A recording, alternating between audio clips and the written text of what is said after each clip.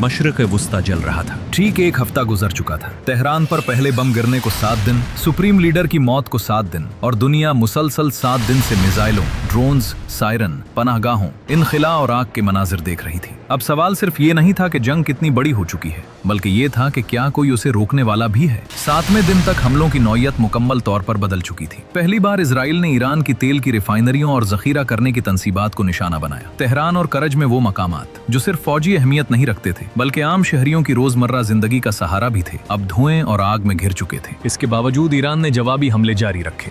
7वें दिन इसराइल पर मिसाइलों की 10 अलग अलग लहरें दागी गईं। हर चंद घंटों बाद सायरन बजते, लोग पनाहगाहों की तरफ दौड़ते और एक नई बेयकीनी पूरे खित्ते पर छा जाती। जंग शुरू होने के बाद से इसराइल 110 से ज्यादा ईरानी ड्रोन्स तबाह कर चुका था, मगर ईरान की जानिब से हमलों में कोई वक्फा न आया। इसी दौरान ईरानी सदर पेज़ेश्कियान ने खलीजी अरब रियासतों पर हमले मुअत्तल करने का ऐलान किया, लेकिन ईरान के अंदर मौजूद सख्तगीर हलकों ने इस फैसले की मुखालफत कर दी, जिससे वाज़ेह हो गया कि ईरान के अंदर भी इस जंग के मुस्तकबिल पर शदीद इख्तलाफात मौजूद हैं। ये जंग अब सिर्फ मैदान जंग तक महदूद नहीं रही थी। लंदन में 50,000 से ज्यादा अफराद सड़कों पर निकल आए, जो बरसों में होने वाला सबसे बड़ा जंग मुखालिफ मुजाहिरा था। नागासाकी जापान में भी एहतजाज हुआ, जहां एटमी बमबारी से बच जाने वाले अफराद ने दुनिया से इस जंग को रोकने की अपील की। दूसरी जानिब आबनाए हरमज अमली तौर पर बंद हो चुकी थी। जहाज रुक गए, तेल की तरसील मुतासिर हुई, अमरीकी तेल की कीमतों में तेजी से इजाफा हुआ और पूरी दुनिया को महसूस होने लगा कि ईरान के आसमानों में लड़ी जाने वाली ये जंग आलमी मईशत को भी अपनी लपेट में ले सकती है। ईरान के अंदर जिंदगी तकरीबन मुअत्तल हो चुकी थी।